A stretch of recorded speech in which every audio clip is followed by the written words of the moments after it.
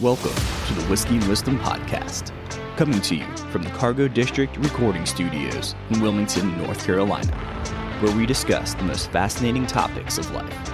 I'm Tyler Yaw with my co-host, Chris Keller, and each week we interview a special guest to learn how they acquired their wisdom over a glass of whiskey. So, sit back, pour yourself a glass, and enjoy Whiskey and Wisdom.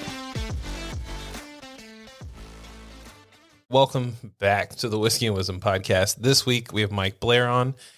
Funnily enough. Anyway, this man was the winner of our whiskey giveaway that we had a while back. He won the Woodford Reserve and a couple of glasses. So for all those who follow us, definitely keep an eye out for the next giveaway. It's coming up soon because we're almost at 2,000. Not almost, but we'll hit it pretty quick. 2,000 followers on Instagram. Yeah. You're not. So that's a cool spot. We're going to hit 2,000 and then I'm going to skip and we'll do another giveaway at 5,000. Sounds good. Because I don't make enough money to be buying them for every 1,000. But yeah, keep a lookout. We like to give stuff away and we also like to give away wisdom. But that's for free. Yes.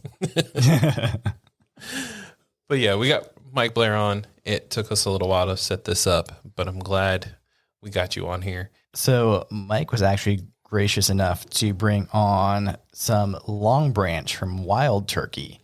And Chris wants to tell us a little bit more about that. Do it, man. See, so I already gained a bunch of wisdom since looking into this.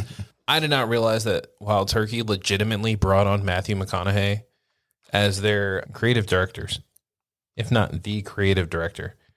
Yep, he's the creative director for Wild Turkey.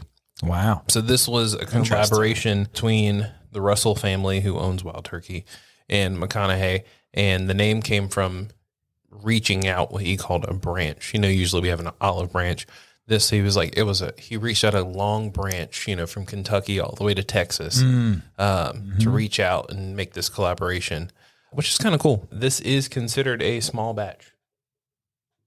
It's considered a small batch. I was making sure I wasn't crazy. It is very traditional on the nose. You got your caramel. You say caramel or caramel? Caramel. I'm from up north. I'm just curious. Vanilla and my favorite toffee. It does have nutmeg and oak in there, so it's definitely more of a spicier scent. But on the palate, it's actually very summery. You can taste a little bit. The sweetness has some honey and orange, and then there's some more oak kind of layered in there because it's finished in an American oak barrels. But yeah. And Chris also outed me the other week that I have usually 3 or 4 or 5 different drinks around me when I do these podcasts.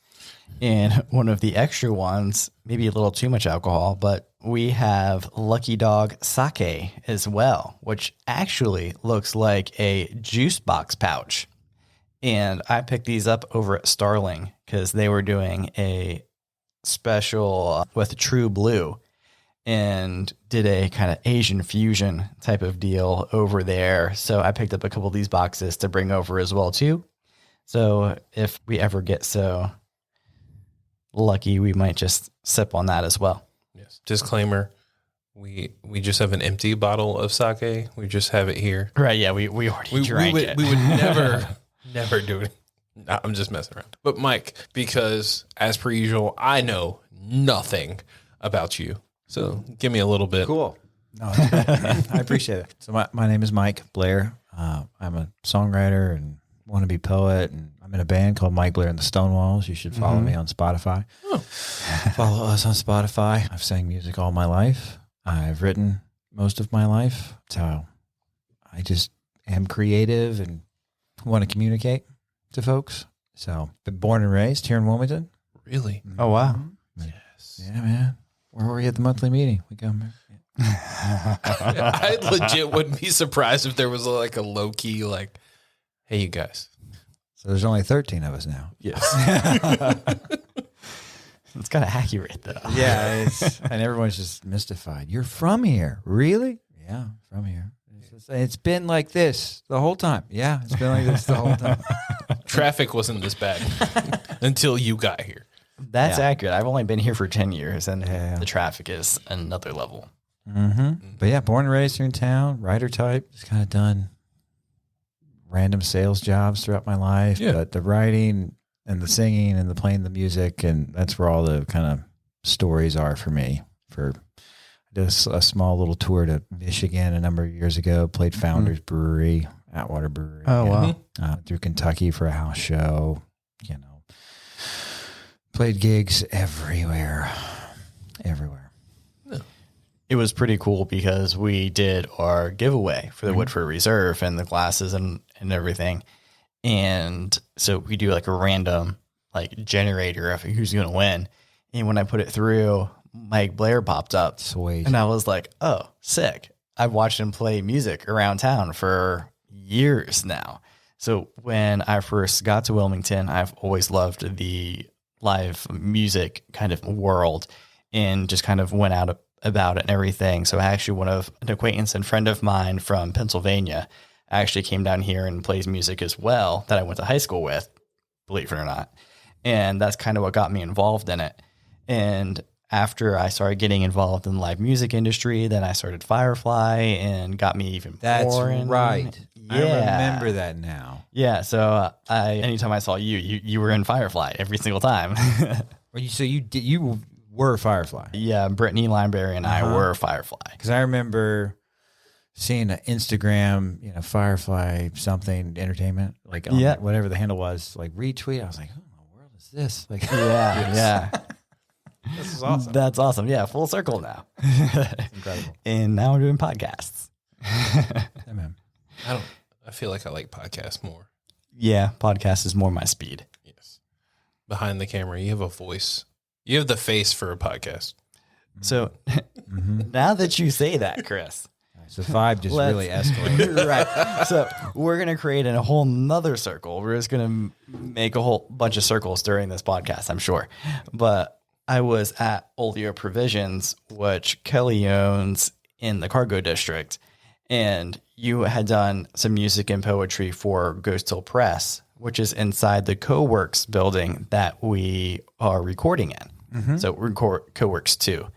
And so we have a studio here. Ghost Hill Press just moved in here, and you did some work for them. I did. They asked me to speak about creativity and songwriting and the poetry. And it was a very unique event because they had asked for book recommendations, which isn't, asked question of someone like myself. Right.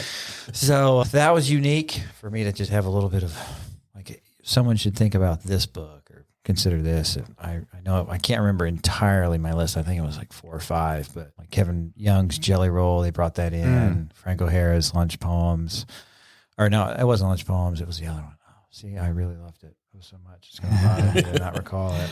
The really cool thing about Ghost Hill Press too, I'll just give a shout out, is there's actually 2 things. One, the just collection of books that they have is very unique and different, that it kind of hits on pretty much anything that you have an interest in. They have something there, and it's the best of what that interest is. And then 2, since they moved into CoWorks 2, they are now doing pour over coffees. And if you listen to this podcast at all, Chris always says that I love coffee, which I do. Oh, yeah. And when it comes to pour overs and like an actual hand-picked like brew, they are fantastic. They choose the best of the best. They do the pour over for you right there. And it's amazing. But if they're here when we're recording, Chris knows I have it in front of me. Nice. Yeah. Nice. So I love them over there. Meditations in an Emergency was the Frank O'Hara collection. Oh, you should okay. check that out. I might have to check that out. Yeah. There was a sequence, old episode of Mad Men years and years ago, where they had the John Hamm character, Don Draper, recited some pieces of it, and that was my mild introduction to it. But to bring those books to an audience and say like, hey, this is where my head's at creatively, it's super interesting. I like that. So, because I've learned a snap smidge? worth. Yeah. So, because they brought you on, I feel like you have some sort of knowledge about writing and or poetry. And the musics. See? The musics. So, what is your background in that? Is it because you said you've been like singing this whole time? Yeah, for so a while. Learned how to play the guitar in praise and worship class. Okay. Okay. At Myrtle Grove Christian, and music was always around the house. Papa, my mother's father, was a big jazz guy. Wow. A lot of jazz throughout the house, Dixieland jazz. And Dad was your kind of Who, rock and roll. Mom was Temptations, soul music. And so that's in there growing up. And then there was a desire at probably 12, 13 years old to craft something. Mm-hmm. And this music thing just kind of got me. And the record that kind of skyrocketed me to create would be James Taylor's greatest hits record. Yeah. Just hearing, even now today, hearing the Something in the Way She Moves, the first track off that, there's something to the guitar just like fired off. Like, this is interesting to me. I need to follow this. And naturally, I don't know if either of you aware of that record at all? James Taylor's greatest hits? Yes. Okay. Just enough to be dangerous. Just enough to be dangerous. Specifically so because of the very last track on there, which is a live rendition of Steamroller, a James Taylor song. So I'll just tell the story instead of making sure that you know. But so the Steamroller back in the day on those CDs, it's not on it anymore. Thank you, Spotify. But my dad, he goes, here, you can listen to James Taylor's greatest hits, but you can't listen to the last song. So your dad's the reason why it's not on Spotify. Yeah. So it's like, you can't listen to the last song. Why can't I listen to the last song? Well, you just can't. You're talking to an idiot kid. Sure. And so immediately, as soon as he leaves the room, and I turn up Steamroll, and it's just like cranking up the dial. Remember dials? Yes. And so you crank up the dial, and and he curses. It's like chicken, mother effer this and shit this. I was like, and it was blues music. It was Steamroll, like a solid rendition. I was like, this is exactly what I want out of life right now. And on that record, I learned of Marvin Gaye, from How Sweet It Is to Be Loved by You, from that rendition. And so I played that record over and over and over, and I'm learning the guitar at the time, and I'll never forget my mother. I was learning You've Got a Friend and Fire and Rain on the guitar. So I'm on the front porch just singing both those songs repeatedly. And my mother comes out and she's like, Michael, we have to change the record. We have to do that right now. You can do this. I didn't know the music I listened to as a child was coming back, but here we are. So you need to figure this out. You got to do something else. So, and then from there, music DVDs were a thing. If we remember those. I do. I worked at Movie Stop for a little while. Oh, yeah. So it was Eagles, Hell Freezes Over. Dad came home with that. And James Taylor Live at the Beacon was over there. I was just like, oh, man. And so it was just more watching the fingers. And that was every day after school in middle school and high school, was coming home, playing the guitar, and watching his fingers on that Beacon DVD. I go like, I have to do it this way. And this is, and how do you learn to pick with your right hand? Like, cause he's only a picker. And so it was where my identity was, and it just kind of blossoms from there. Dylan's in there, Clapton's in there, not a lot of modern music. I think admittedly my first CD that I ever requested from my parents was Boyz II Men 2. Some heat on that. Yes. Yeah. What 12-year-old needs to be singing, I make love to you like that? Like, no. Just bellowing out. Remember that record? Like, oh my God, they covered a Beatles song on that record. Oh my great yesterday. I was like, stop it. This is amazing. So it's kind of a hodgepodge of all the elements. I think probably soul music, blues music's in there. Fast forward a couple of years, and you have the Johnny Cash movie that came out, Walk the Line. Yes. You have Ray come out, like just all these this is what Ray Charles, right? Like, and let's that was a good one. Oh my gosh, it's incredible. Like, and then you're like diving into those records, and you're like, oh my God, this is actual like poetry, And there's a scene in Walk the Line where Joaquin Phoenix is trying to record into a place, and the guy is just simply not impressed by what he's producing. And, if you were lying out there in the gutter, what song would you want to sing? Just like, I was like, this is some truth right here that I'm saying. So, and all the while learning all this, I was writing songs, just kind of, fun. I had a little bit of a sequence of jazzy song, bluesy song, folky song. So I would just throw spaghetti at the wall, if you will, and let's see what this progression does. And I could probably do this. And it's just freedom as a child, as a teenager. And I did that all through college and learned how to play in bars and restaurants and did covers. And that was most of my life, playing coffee shops. A fun story is you try and have fun stories when you come on a podcast. And so I was at a cafe years ago and no one was at my gig. I was just singing to the walls, which is common. And I walk outside. My guitar player at the time was having a smoke break, and there was a fight had broken out at the Wendy's across the street. The entire staff of the Wendy's closed the building and were just juking it out like in front of Market Street. I know what Wendy's you're talking. And it's Kyoto now. It's a wonderful establishment. Yeah. And so my takeaway was like, I gotta get better at music because there's more people at that fight than there are at my gig. That's one way to look at it. Maybe I should look into marketing or just I don't know. I love that. Oh, gosh, I remember when that was a Wendy's. That just makes me feel old now. Yeah.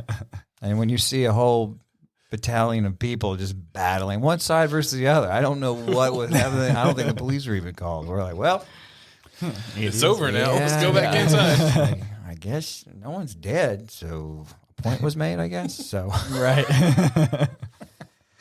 Who wants to listen to my music? Yeah. Love songs. Yeah. Let's chill out, you guys. Come have some tea. Drink some coffee. So what made you want to go more professionally into music? Was it just for the love of it and wanting to just, love of it. I can't not do it. I cannot put pen to pad. I just have to always be doing something. There was a season in my life where I thought you know what? Just hang it up. Let's just be done. And it's not in my soul to do it. I think it's just something to do. It's an activity it's an alone activity where you have to be by yourself to work on it, really. To construct a song takes that repetitive practice all the time. There's a sequence in the Eagles documentary, not Hell Freezes Over, but the history of, it came out a number of years ago. And Glenn Frey was speaking about learning how to write songs, and he was a roommate of Jackson Browne, and apparently at the time Jackson Browne was a tremendous star, but he was crashing with Jackson, and Jackson Browne would just, sing the same part over and over, and it would fall off a little bit, and it would just be that one part until the second part came. And then it's the first part and the second part, the chorus would come in. It was just hours of just focused, I have to figure this out. Something's either going to reveal itself to me, or I'm going to go, you know what, let's make A and B work here, and this is where it's going to be best suited. So I like that kind of, again, craftsman, kind of tactile. I can bend it to what it's suitable to me. Not that it would be worth professional, I would love to be paid more money than but I can sleep at night, which is the important part. Good. Where it's this song is expressing exactly how I'm wanting it to be here in this moment. And if someone says, "Hey, Mike, what are you working on?" It's okay, here we go. Yeah, here's a song. So I should always be better at marketing. Gosh, it's so hard right now. It's tough. My wife, the last number of months, I've done little cover songs on my Instagram at Mike Blair Music. You should follow me, and just doing cover songs because I'm I should do some more cover songs and just try. And my vibe is the Ray LaMontagne, Stapleton sort of white dude with soul in his voice. He can make it sound pretty, I guess. Yeah. Okay. So but the trick that I would like to have with it is to cover songs where it's not a smirk, and go oh, that's what he's doing. It's not ha ha ha, I'm doing a Taylor Swift song. I want it to be well done in a lot of ways. So that has seen some traffic, but I'm more focused in being in the room with the computer, with the typewriter. I've actually, I say all that, and I do more pen to pad here recently, but yeah, that's where I'm like keenly focused. I need someone else to come into my life and say like, no, just don't touch it. Just you stay here and let's market. I'll market this. A marketer, a producer, someone who's like. So I'm glad you bring that up because one thing we touch on just briefly in these podcasts sometimes about me and Brittany Limeberry is the Firefly days. And the reason why I bring that up now is what our goal was to be that marketer for the live entertainment in Wilmington. Unfortunately, we came to a head with Florence and COVID and multiple other issues. And our closest quote unquote competitor who had a lot more money than we did, they also went out of business, unfortunately. And if you had just stuck it out a little longer. I know. It is what it is. Right. But that's what I hope for Wilmington is let the artists be artists, let the marketers be marketers, let them join together and let's create something. And I think that's out there and I think that ability is out there. So if someone's out there that has a better marketing ability than I do and deeper pockets than I did in 2016, I think that ability is out there because I think Wilmington needs that. There is definitely no glut of talent in Wilmington in the music community. I knew about you since 2016 when I started getting involved in the community, 2015. Yep. And just all of the other musicians out there and the writers are incredible in this area. And thank you. Yeah, absolutely. I go out and I support as much as I can. And I want more people to know about you guys. Yeah, I think there's more of an opportunity for it now, more so than a number of years ago. And I think it is, I mean, sure, you could probably say COVID in this instance, but I think COVID brought a lot of people back to their kind of comfort foods musically. Yeah. In a lot of ways, which is fine, but I see more songwriter things. I see, a lot more engagement. Or maybe just Spotify is just blowing up with more like, hey, you should listen to this or this or this. But I don't know. I feel as though I'm hearing it more. There's just a little bit more like, all right, let's look at something new a little bit. Yeah, no, I think the one good thing that there's a few good things if you really want to like deep down, like look at what COVID brought. I think there's multiple good things, but I think one of the good things is that it forced people to look at what's close to a community because that's the only thing that you're going to get right now. Because a lot of the big artists, they weren't doing the massive tours. You weren't going to go to an auditorium or a arena with thousands of people. You were going to go to a brewery with a couple dozen people, and you're going to hear your local artists there. And that's what I loved because that's what I loved beforehand too. Yeah. I wasn't going to go to a Justin Bieber concert. I wasn't going to go to a Taylor Swift concert. Backstreet Boys. I wasn't going to go to a Backstreet Boys concert, which is what she's going to in a couple weeks. Yeah. I'm staying home. I'm going to listen to local music artists. And I think that's what a lot of people decided to do during that COVID time. And that's what I love. I've heard the Taylor Swift show is unparalleled, so you may want to reconsider that. Yeah, I mean, there's just so much. I mean, COVID. I remember playing in people's yards, and I think of the Mayer quote: "When you play music and you want to become famous as the people that you admired became famous." Mm-hmm. And so I think COVID kind of shook that wall, broke the foundation a little bit of like, okay, cool, we got to figure this out. Like, cause I want people to hear these songs, and this is going to be awesome. So you did anything you can. And I think people were listening because they put their phones away and, let's refocus our lives a little bit. That was kind of my takeaway, but I hope it continues. Mm-hmm. I'm hoping to book a handful of songwriter stuff. And I'm hoping to do just some live streams just to stretch the muscle and see, who shows up. And I mean, I can't not stop.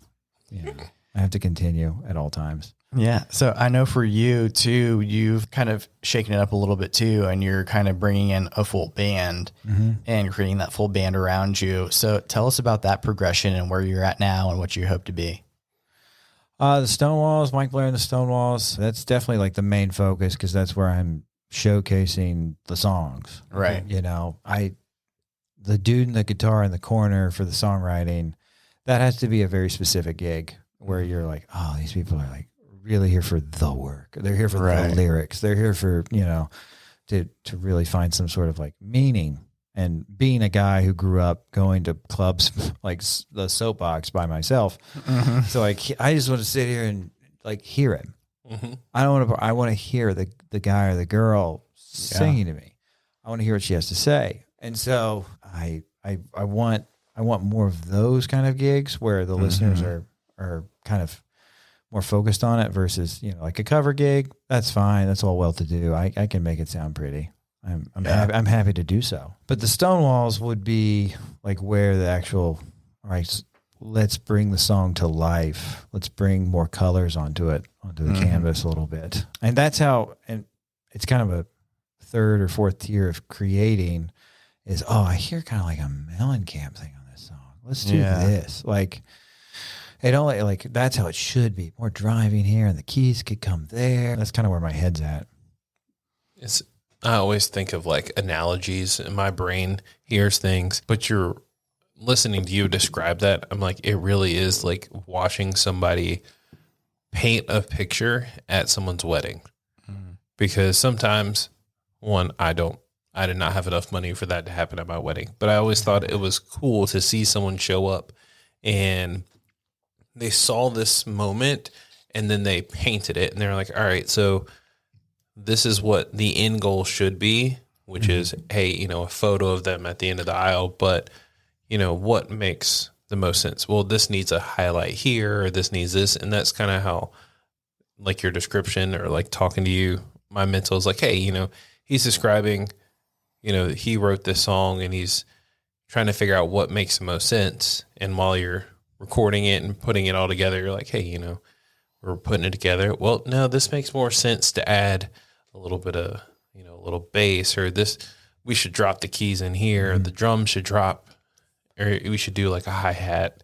Right. And even to have those moments of, let's try this. Oh, actually it doesn't work.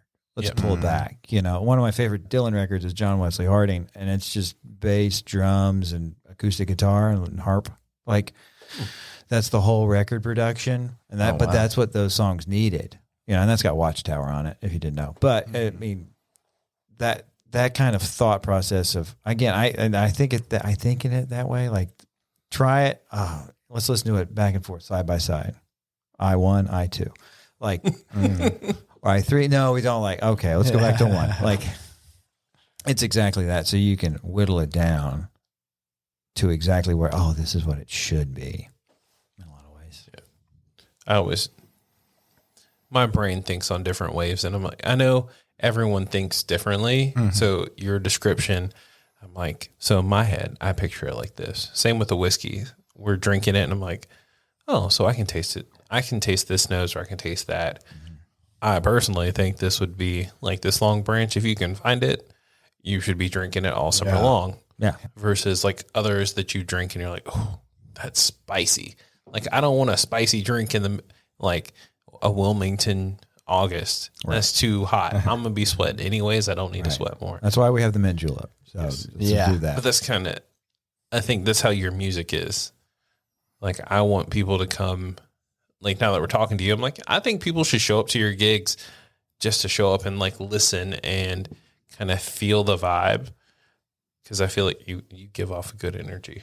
I hope. I just come off, my resting bitch face. It's just off-putting to so many. We should buy him a beer? I don't know. We shouldn't buy him a beer. The answer is always yes. Always yes. I will happily smile at you for a Kolsch or whatever. Just, you don't have to choose one place, but what is one of your favorite places, if not multiple different places, to play in Wilmington because of the vibe that they bring? Excellent question. I don't know if Satellite Barn Lounge is still doing shows. That's a great place to play. Waterline, great place to play. I love solo wise. I love playing New Anthem. It's the room. It's the acoustics where I can really holler and it's like, oh, man. I've still never been to New Anthem. Which one? I went to the new one that's in Greenfield. Off Greenfield. I haven't been to the old one. which is the original, like Yeah, right the over OG's by nice Husk. too. Did a lot. My drummer John Hill, he plays jazz there on Thursdays. You should go hear him. And it's their sour program predominantly there. Yeah. Okay. So a lot of sours there, but I think they do have some like clean, easy, like a handful of IPAs. But Nice.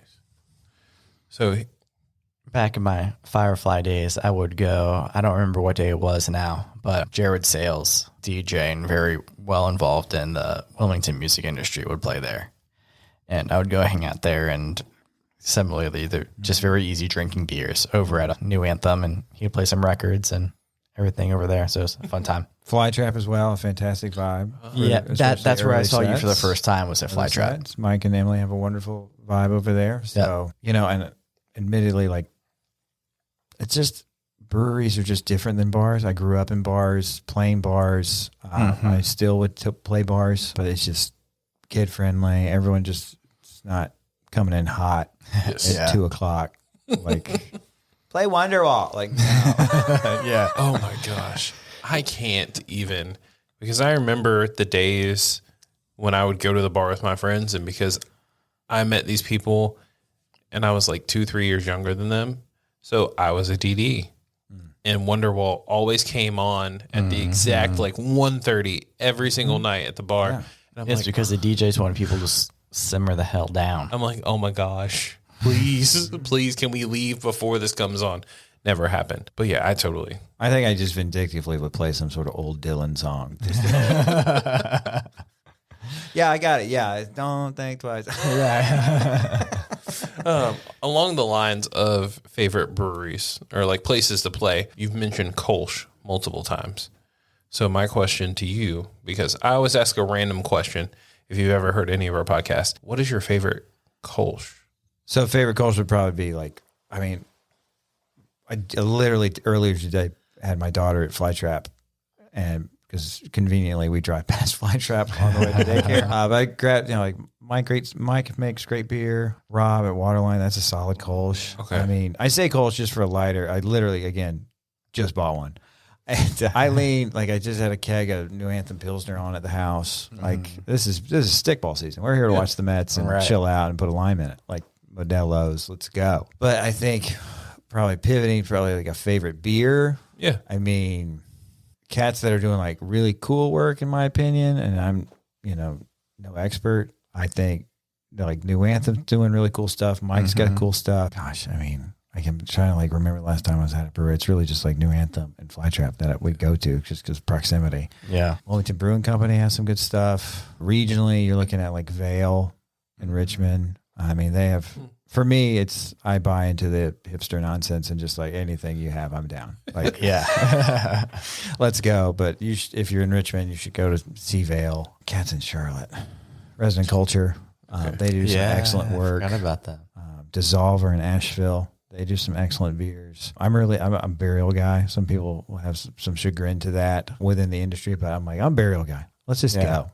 Get into that burial stuff. Let's make it a good time. But Vale it has my attention. New Anthem and probably Resident Culture is in there. Just to give a little bit of a broad triangle. Yeah. I was just curious because, I mean, yes, we drink quite a bit of whiskey on this podcast, but, some days it requires a different taste, a different palate. Yeah. So I'm curious because, I feel like you mentioned earlier, you did have some background in the brewing industry. Brewing industry and the wine industry. I think I'm a smidge more of a bigger wine guy. Oh, okay. I subscribe. I was in the generation of like new Somm TV, like Somm movies. If you've gotten that bug, and that cause like, and at the time I was working with a distributor, and I was like, man, it's poetry. Yeah. In a lot of ways, you're talking about like small family estates throughout the world. These are stories that you're understanding. Like, why has it been Tempranillo in this region for? Well, that's how we've done it. And and to learn their process and how they do it versus this person does it. So that's always been kind of fascinating to me in a lot of ways, but it's all kind of in the same wheelhouse. Yeah. I've never thought about it in that way, but it makes a lot of sense that especially wine, especially these days, that it is kind of like poetry.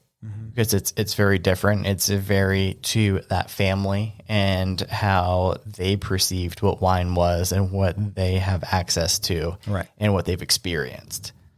So, And especially more so to like weathering patterns for that year, like 2020 for Napa, there was a number of fires.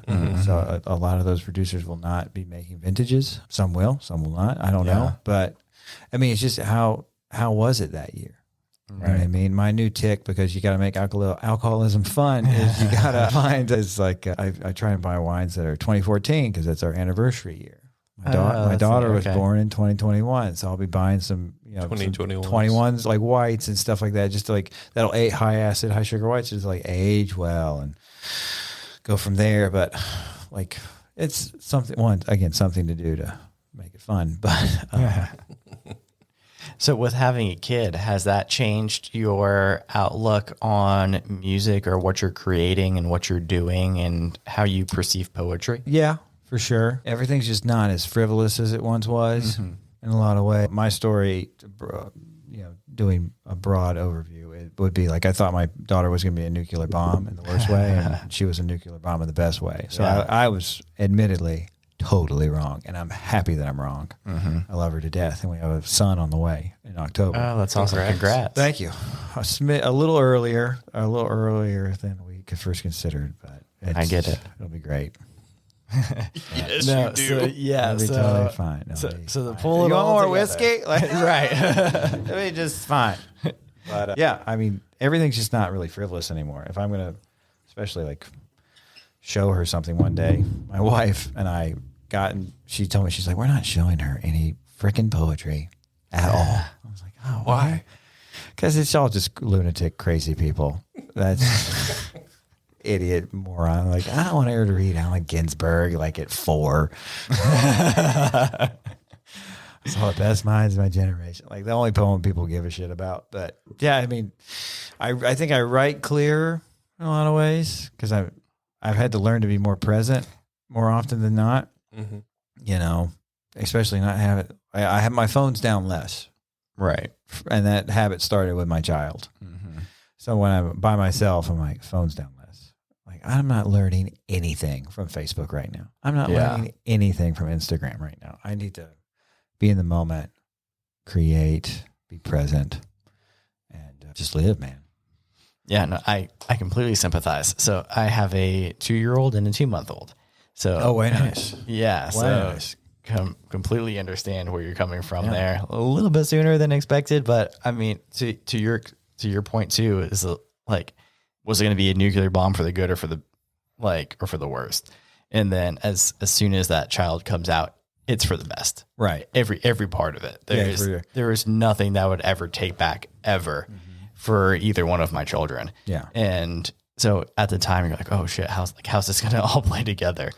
But Which I would not be able to speak to how you saw parenting growing up. I didn't really. I had I could count on my hand the amount of men that were like, "This is gonna be awesome. You're gonna be great at it." Versus cats that were like, "Ugh, not great." yeah. Good luck. So with that being said, I think it would be important for those that are happy about it and find some sort of sense to it, identity to it, thinking beyond themselves. I think it would be important for those to like share their story and like, no, I was totally wrong. Totally wrong. Absolutely. Have as many as you can that you can afford. Yeah. You know what I mean? So I think that would be a more positive influence on the culture and our neighborhoods in general. But I'm happy to say, like, I was totally wrong. I love my daughter. No, awesome. I think that's perfect. That's the best way to kind of put it too, because similar aspect is I'm a very analytical guy. I'm very much numbers. I look at polls all the time for everything. And if you look at any poll anywhere in the world, it's like, oh, people that have children they're extremely grateful, but they're not as happy as what they say in these polls. So I was just being the analytical person. I'm like, oh, shoot, like I'm going to be a less happy person. And come to find out, having 2 children now, I don't think I could be any happier having the 2 children that I have. Right. Like, I'm so grateful for them and the things that they teach me every single day. I never would have learned on my own. And I think that's amazing. Yeah. Just wait 10 years. They Don't become ruin my teenagers. happiness before I get to teenagers. Oh, I am hoping beyond all hope that I have some sort of scene similar to Bad Boys 2 with Martin Lawrence and Will Smith. Oh my gosh. I'm down for that. I'm about it. totally- Let's do it. I got a buddy I can call. Hey man, come on to buy the house. Like, Yeah. make it crazy weird. Yeah. I'd be about that. Sign me up. And as soon as that occurs, I'll be like, she's going, oh my God. Yep. It's gonna be tears, but it'll be fine. Daddy, I love him. Like, Yeah. you don't. He's stupid. But I mean, I'm going to let you go through that heartbreak because everybody needs to turn that page. But Yeah. ugh. I'm just hoping I'm crazier than anyone else that could ever imagine. So we'll see. We will find out. I hope to have this podcast in that long, so you'll hear the progression. Gosh, 10 years, 500 episodes. Just thinking about wow, that. he just did the math. I was gonna say, Well, Mike was looking at me. He could see me doing the, like. This guy is like into it. Right. Yeah, no, I'm down, man. he's good at numbers, but I'm really quick in the noggin sometimes.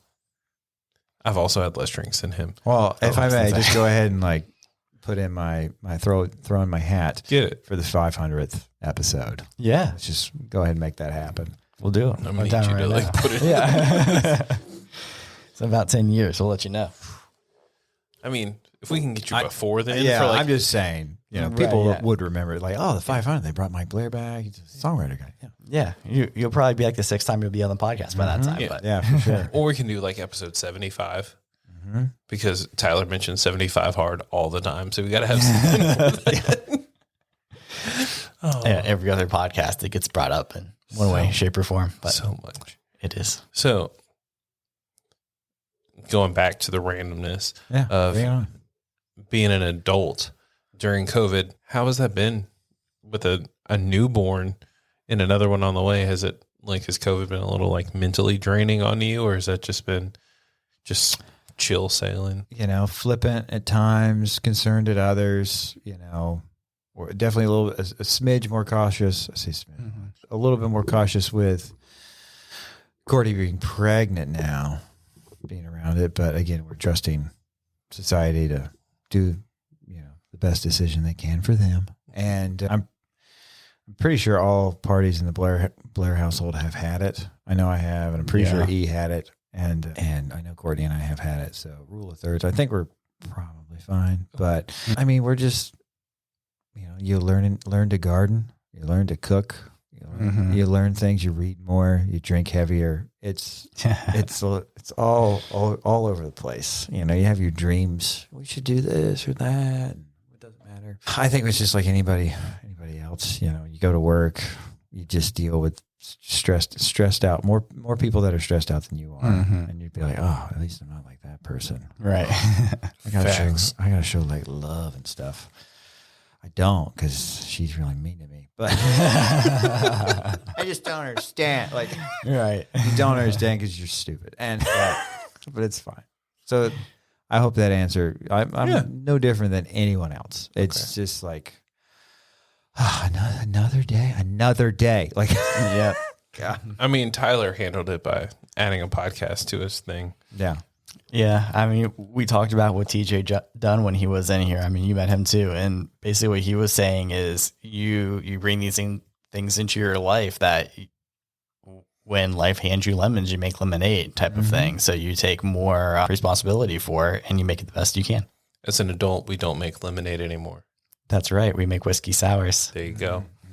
That was a post we put on Instagram. There it is. It's agreeable. I get that. Yeah, I mean, you just kind of learn stuff, read. I learned to cook. I learned how to make pasta. That was the thing. I learned how to do that.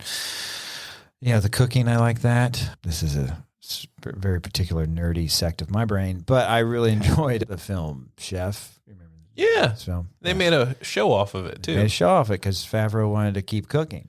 Which, That man is unstoppable. a gem. Unstoppable. Like, people don't understand, like, Favreau. I look at him like, that is a goofy MFer. Yeah. But he's directed how many movies of this generation? and also just been like, I'm a producer on that one, or I'm just going to act. I'm like, you can't stop that dude. I have no clue what you're talking about. John Favreau? Mm-mm. Have you ever watched Iron Man? Yeah. Happy, who's like his bodyguard? Oh, yeah. That's John Favreau. Oh, no And shit. he also directed that movie. Directed that movie? Directed No way. It Made Elf? Yes. Oh, maybe I know him more than I thought I did. Oh, yes. But he's that character where, like, if you don't know who he is, you probably do. You just didn't realize it. Yeah. Because, like, in almost every movie he directs, he shows up somewhere, which I always applaud because I'm like, acting and directing in the same, like, you have to be like, yo, you need to move here. You have to film it and then we'll step back and be like, kind of like making music. Well, a whole other thought would be just the writing of it. Like, you know, I remember when Mandalorian came out, to use a very new reference, and I was like, I don't know. We'll see. We'll see. I wasn't impressed with the last 3 Star Wars films. That's a whole other thing. True. But I was like, we'll just see. And I was like, oh, this is fine. This is exactly what it needs to be. It's called a fresh idea. It's called John Favreau did it. And so, but what I like about the chef show that's on Netflix, looking for that ad buy from Netflix, is that Favreau was like doing it. It's not a cooking show. It's not like, and then you do this, and then it's that. It is like, okay, how am I doing this? And it's the guy telling him how to do it. And he's like cooking the onions, he's cooking the parsley, and he's doing it. I'm like, oh, this is actually interesting. Because you have this big, like, elite dude. A real chef. Like, the Favreau. Like, you have this cat that can do whatever he wants, and he's being bossed around in his own kitchen by his buddy who's an actual chef. And I'm like, this is, and he's actually learning. You could see it working in his head, like, okay, this is how we do the pasta and here and that. This is how you do the burger. And he's figuring it out. Yeah. So at the beginning of COVID, I was like, I've never done pasta. Let me do the pasta thing, and we'll figure this out. And so we had a neighbor come over, and she's a home cook for a number of folks, and she showed me, like, this is how you do it. I'm like, I'm into it. I am here to win it. And so it just, again, like anything in life, it starts that snowball of, I've never done my own fried chicken. Let me figure out fried chicken for a second. I haven't attempted it yet, but I'm still like reading it. I'm like, I should do that. I gotta let it sit overnight. Like, so have you learned how to make gnocchi? No, I've not. Sorry, I watch Top Chef, and shout out to Fabio, because if you ever watch, he'll never listen to this podcast, most likely.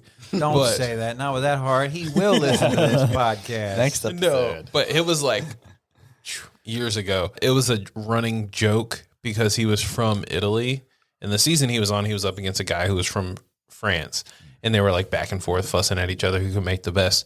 And Fabio made gnocchi in, like, I'm going to say 5 out of 10 episodes. And I'm like, how do you make gnocchi every single time? And then I was amazing. Like, it's just an interesting concept, because I see people, like chefs throughout, make it. And I'm like, oh, it doesn't seem that bad. Right. But you're watching Top Chef, and these are chefs. Like, these people have been in a kitchen. And that's always the funny thing, is me and my wife go back and forth, because I watch Top Chef because I like to see, like, the people who know what they're doing come up with new concepts. And she loves watching Master Chef, which is Gordon Ramsay, if anyone didn't notice. And he takes people who are quote unquote home chefs, and they compete and they do things where he shows them how to do it. He said, all right, go. And so it's 2 sides of the same coin. It's people watching, learning, building. And then my favorite is the people who know what they're doing in a time constraint, making a new masterpiece. And then I would go Chef's Table. That's the Netflix show? Yeah. So that's the one with, like, the stories, and Yes. let's establish that. Like, what are we saying today? Yeah. What's this cat doing to provide a statement? Like, this is like, this is creativity at its finest. Yes. And there's a new Iron Chef, which is really cool, because the winner of Top Chef Seattle is the co-host. So they took Bran, who's like the main, if you ever watch Iron Chef, there's always the guy who's like, well, what is this guy doing? And he walks through and like interviews him. And they brought on this Top Chef winner because she has some really cool ideas and concepts. And it's nice to bring in the old and the new and kind of just find a new Iron Chef or like have these competitions.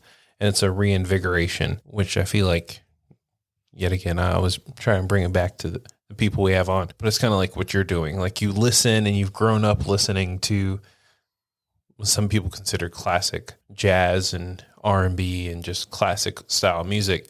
And that brings you into and kind of, I assume, builds into what your repertoire is. Yes. The rabbit hole never stops. Once you get the self-confidence of a style of some kind, and that's what I was my final thought on cooking was that once you have learned to do a thing in the kitchen in any way, shape, or form, not microwaving, not those that want to cheat at home. Right. Fabio, who's listening. And, but once you do it, like, it's such a self-confidence builder. Especially once you've had a poor day. Mm-hmm. What can I do? Like, I'm going to cook something. This is here in my space. This is what I'm doing right now, this moment. And creativity would be similar to that kind of response of, learning from those classic masters and failing to sound like them. That's my style. I'm totally going to watch Chef after I finish Castle. So to go off of a random tangent that kind of hopefully brings us together here is not knowing anything about cooking and being just dangerous enough to know anything about live music other than the DJing background that I'm from. Do you find some kind of correlation between cooking and poetry where you're kind of bringing things together to create something, or is that completely two different worlds to you? In the world of just, again, cooking, I cook at home. I'm not going to ever proclaim to be something fancy. Right. But yeah, you learn where to go.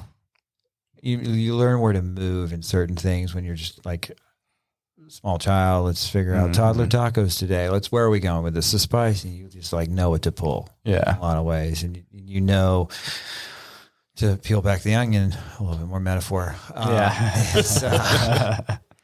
It's like a little bit too much spice will do this versus that. You learn your own taste, right? And so similar to creativity.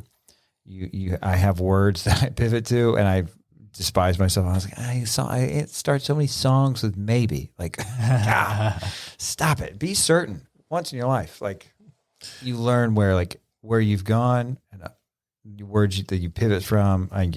Years ago, I used to complain about how at 18 you'd hear all these songwriters be like, "I drank a bottle of whiskey." No, you didn't. You didn't. You liar. Like, right. I don't believe it. And it was a long road. No, it wasn't. You went down the street. Like, very true. Oh, you're not being authentic. Are you sure he didn't drink a bottle of whiskey, though? If you drank a bottle of whiskey, I hope you sure didn't drive down a long road. I get it. Like, it just logically doesn't work. It's not there for me. I went to the liquor store and you can buy like the little baby, is it pints, whatever, That's not what he was singing about. Well, phonetically, you can't say I was drinking a little airplane bottle. Well, no, because you have the airplane bottles, and then there's the like mid-size, like the Tullamore we have is a mid-size, and then you have your more traditional bottle. I drank a mid-sized bottle of whiskey. Yeah, it doesn't much better. Right. But that's probably what you did. Right. And then you wrote this song. Poetic license aside. Yes. Yeah, right. But again, you learn that nuance, and you would see it in anything else. A Spielberg film by watching a Spielberg. Immediately as soon as the trailer plays. A Favreau film as soon as the trailer plays. There's nuance and taste to anything that you're going to have. Chris Nolan's my guy. Michael Bay. Oh, yeah, easily. As soon as the trailer hits in that first hint, yep, Michael Bay's directing that. Yeah, that's a good point too. Yeah. Yeah. But everyone has their own style. I mean, Favreau, I feel like he is on he's all over the place. But he definitely has a good, I don't know. I feel like he does a good job at directing people. Truly give you justice. I'm going to look up the track list here for Favreau. Because just everything that he's done, because it truly hasn't directed a ton of movies. Because I looked it up the other night because we were watching Iron Man. He's directed a ton. No, he hasn't directed a lot. He's produced a lot of things, and people don't realize that. So you're looking at Swingers. Mm-hmm. You're looking at Elf. I'm going for just all the words. Oh man, he's been in he was in The Replacements. Oh. Yes, he was a lineman. He was like that over the top guy. Wow. He's like, oh my gosh, let's go, slapping his head. Batman Forever. What this? Oh, Cowboys and Aliens. That was his doing. Okay. I mean, it's just crazy amount of like stellar work. I mean, obviously the MCU is just. I knew a Favreau from it comes up 34th in the list of the 2004 hit Wimbledon. That was a random movie. I saw Yeah. that in theaters, and I was like, that's so different. Yeah. But he did also direct the new cinematographic, quote unquote, lifestyle Lion King from 2019 Oh. Yeah. with Beyonce. I don't know why I said it like that, but I don't either. because that's how you say it, right? Right. So, Don't not say it that way. I was like, I'm pretty sure you don't say Beyonce. You don't say it like a commoner, like Beyonce. My almost 2-year-old watches that all the time. What? He loves The Lion King. Yeah. Oh, and he did the Jungle Book. Oh, he That watches that too, and he goes, "Roar." Yeah. He did the Jungle Book, and then that was so good that they gave him the Lion King.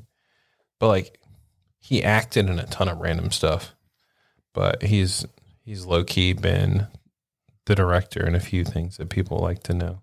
I have to pay more attention now. Yeah. As soon as you know him, you're like, oh. Like in Four Christmases, he was Denver. Mm-hmm. I don't know. I mean, So good.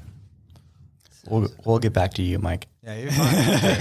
Take your time. Now that we've just fanboyed over I will certainly Favreau just for a pass the while. mic. So one of the famous question of Whiskey and Wisdom podcast is, what would you tell your younger self if you could tell them anything right now? I knew you were going to ask me that. Crazy question. What would I tell my younger self? Yeah. Number of things. My recent gem is, like stupidity before maliciousness with most interactions in your life.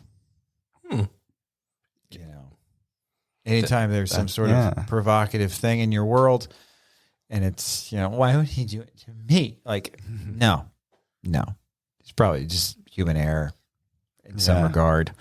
It's not someone's like got a Bond villain-esque seat and a cat and they're just like, I will get him this way.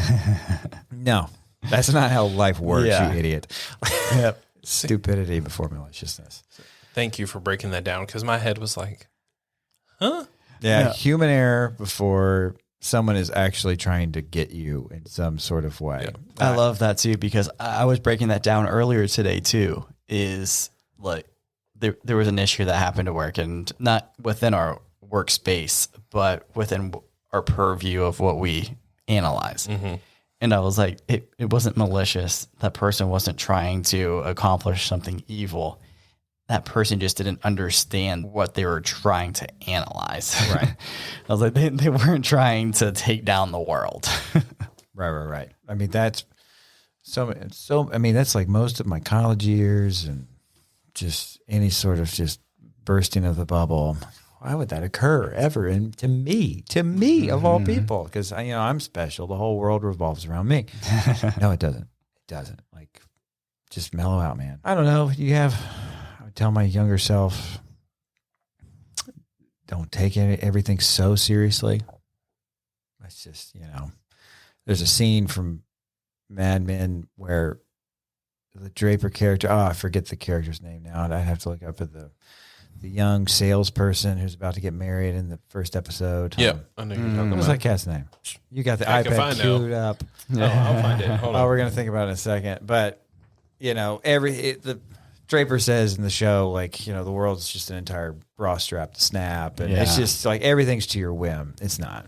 Mm-hmm. It's not. Don't take it just so seriously. Like, I'm just going to take over the world and figure it out. And it's coming. I just saw his face again. Like, the figure's there. Oh, yeah. You talk about the young kid who It's Pete Vincent Campbell? Yeah, Pete Campbell. yes, The Pete Campbell character in that show. You love to hate him. he was such a brat. Yes, you love to hate him. Oh my gosh. But that, having an understanding of just like, dude, just do your thing. You have so much more in your control than you actually do, which this would pivot to your COVID question. One thing that has helped me over the last number of years, and it was probably amongst COVID, especially probably having a child, is, I'm born again Christian. I adhere to those precepts. And you still have moments of humanity where you freak the hell out, and stoicism kind of has entered into my life, and from recommendation from a friend of mine, and studying that kind of process. Paul from Scripture was more than likely a Stoic. Those practices of what is within your control, and so that would probably be the most applicable thing to my younger self. Is so much of torment, relational torment, and professional torment growing up and today, like, it's just, no, you're totally fine. Yeah. Totally fine. You know why? Because, like, you have a house, you have an apartment, you have, like, a roof, and you have electricity coming through the yard to your building. And you have an Xbox that you play with occasionally. Like, and you have whiskey not on the floor, in the glass. Right. Like, you're totally fine. And they're, understanding your time better. Oh my gosh, what a freaking killer that was growing up. No, I'm just gonna it's 4:30 now. Like, you've pissed it away doing something. One practice over the last number of years has been what you can do within an hour. Yeah. And so I started to gather trash around my neighborhood. Okay. I'd park my van, not sketchy at all, in a 15-passenger with this mustache, Mets hat and everything, with a bag. What? How was the law not called? And so I'd get a little, first it was like I had gloves, and I was like, I need to find a picker thing to do this. This is unreasonable. So I get a picker thing, and I'm like, I'd set the clock, and only spend an hour. Only do an hour. Can't go above. Sure, you could. You could. Yeah. The point is an hour. And so you gather it and you do the thing, and you're like, oh shit, this is a whole bag. And that's another bag. And Wilmington's filthy at times. But like, you gather it and you clean it up, and you look back, and this is what you have completed. You did that within 1 hour of your time. So that was kind of like what you can, again, it all kind of relates. Life is spaghetti, not waffles, but it's right. I'm looking at my phone, just needlessly, just looking at my phone, and no, put it down. Just because what you could do in this hour is go right. What you could go do in this hour is love your wife. What you could go do in this hour is watch that film you've wanted to watch, or listen to that record, or contemplate your top 5 records of all time. Put on a record. Open the bottle of wine. Really think about the bottle of wine. So processing things like that is probably what I'd probably hand them the Stoic book at the end of the day and say, this is what's going to treat you better. Right. One of the things that I posted in like early 2020 when COVID first started is it kind of brings both of those ideas together in 2 different aspects. Is I posted that in the world that we live in America, is that an hour spent doing whatever we're doing can be spent more wisely doing something else, like being off of our phone, being more like spending that time is worth more value than money. And I had a comment come back, and the comment was like, oh, how first world is that comment that you would say that this hour that you spent doing whatever on your phone is worth more than like money or whatever, when there's people starving that need money to eat. And I was like, although that is true, I posted this on Facebook to people that have $1,000+ phones in their hand and free time to spend on internet that they pay for. To bitch about a thing? Right. No. Right. I find that incredible. Yeah. I was like, and then some would say first world. Yeah. I'm like, so first world problems? Okay. I was like, so I reached my audience that I was hoping to reach. Thank you so much for wasting your time on your $1,000 phone, bitching about a comment that was made on internet that we both paid for. Like, like I get what you're coming from. However, this is the world we live in. This was the audience that it was for. So do what you can control. Right. Is really what. And you could not control that person's comment. Right. Exactly. And that's an unfortunate perspective to have, you know, and I went to a master's program where it was like, and actually it's this. No, it's not. I can walk and chew gum at the same time. Like, right. Yeah, exactly. It's an unfortunate habit, but it's a habit. Like, I can do it. It's funny. And again, to like bring it all together, like I never thought about it before, then it brought up again. So I was like, oh, dang it. Well, it did come to my mind again, forethought. But right. Here it is. So it's interesting to think about it that way. And yeah, for sure.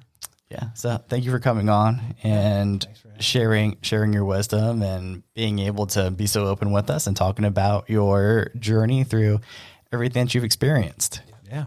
Thank you for the Woodford. Absolutely. Woodford. I'll write a handful of things about this.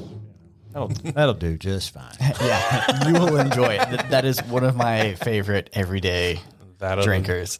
So because we know you're on the interwebs, even though you're not the best at marketing. Not great at all. Where can people find you on the socials? You know, Mike Blair and the Stonewalls are on Spotify. Mike Blair and the Stonewalls have an Instagram. Mike Blair Music has an Instagram. Nice. Mike Blair Music has, if there was a way I could just bring it all to Mike Blair Music for the solo and the band, I think I would. You can follow them both because it's a click away. And yeah, I'm down. Take an extra 5 seconds, everyone. It's like an act because you can control it. Right. It'll be in the show notes. Yes. Yep. Spotify, that's probably the largest kind of thing that shares it, obviously. Yeah. But Mike Blair and the Stonewalls, check it out. Almanac County was the most latest release that we did. It dropped it on Black Friday last year. You know, I'm happy I made that record and happy that the songs came out the way they did. So yeah, check it out. Love it. That's great. Just for a random other shout out, where did you record that album at? Hourglass Studios. Okay. That's why I figured you recorded it. Yeah. I know Trent real well. And it's been, I think we won that. And then, we won that. And then that conglomerate of the Stonewalls dispersed because everybody just grew up. You know, jobs were accepted, children were born, moves were taken. And so I just was like, what the hell am I going to write about? So I think Trent would probably smirk to hear this. You know, it took forever to make that record just because I had to start from scratch. Wow. What do you have to say? You want all this time and you don't know what to do with it? You moron. Like, I guess I got to go write songs now. Like, All right. That's the best way to come to it. Yeah. I mean, being forced to put pen to paper. Mm-hmm. But yeah, check it out. We will definitely be checking that out. I just want to say thank you to everybody for listening to this episode. You know, if you want to drop us a like on all our socials, it's at Whiskey and Wisdom. Just like Mike, we're on Spotify for our podcast and also on Instagram. If you get real bored, Tyler has posted a few TikToks. Please help us out there. And if you are on Apple Podcasts, leave us a nice review. Because if you don't have a nice review, don't say it at all. That's what Mom always said. If you want to stay awake throughout the day, we have partnered with a couple people because Tyler has a tendency to not want to stay awake and I have a tendency to take a nap. But we partnered with Bones Coffee to get you up in the morning. They have a bunch of fun different flavors in their coffee roastery. Use code WISDOM, save you some money. They'll ship it straight to your front door. So that way you don't have to go talk to people. If you're like me, I hate doing that. And if you don't drink coffee, It's fine. if you don't drink coffee, we also linked up with Raze Energy. Also, code WISDOM. Save you a little bit of money there as well. You know, it's a good energy drink that Tyler drinks. One of the few things that doesn't give him migraines. And I've tried it a few times. It's actually pretty good. Some really fun flavors. They always come out with something new at least a couple times a year. Yep. Check out the Baja Blast. Is that the name of it? Baja Line, because Baja Blast is trademarked. Yep, and Taco Bell. But it tastes identical. So there we go. All right. So, yeah, thank you guys for coming on. Thank you for having me. Yeah, thank you so much. Not often I get to run my mouth, so. That's what we're here for. Yeah. Making friends, letting people tell their Sip on stories. whiskeys, Yeah, exactly. It's a win-win-win. Drink a little drink, talk a little talk. Cheers. Cheers.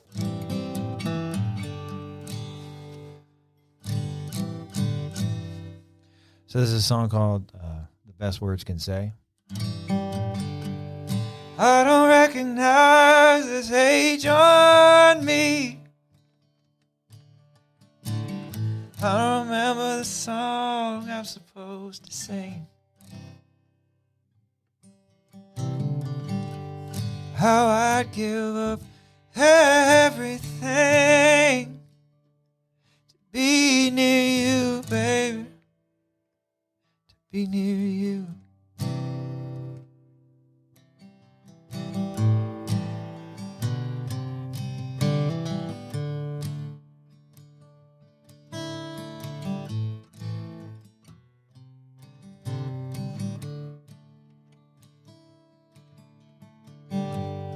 I don't feel surprised with what I see.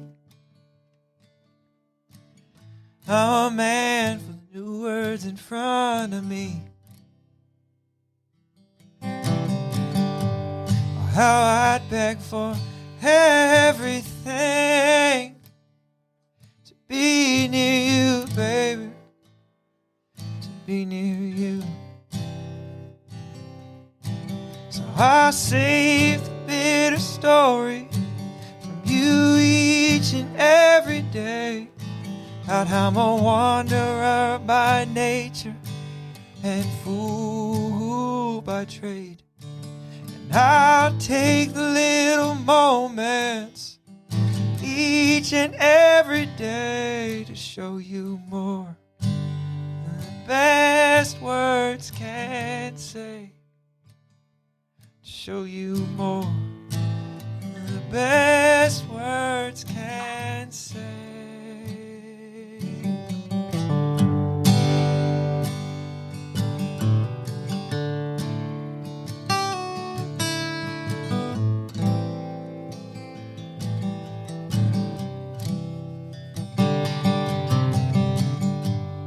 I don't need the lies comfort bring. I don't wait on the moment to fill my need. Oh, how I'd upset everything to be near you, baby, to be near you. So I'll save the bitter story from you each and every day, about how I'm a wanderer by nature and fool by trade. And I'll take the little moments each and every day to show you more than the best words can say. To show you more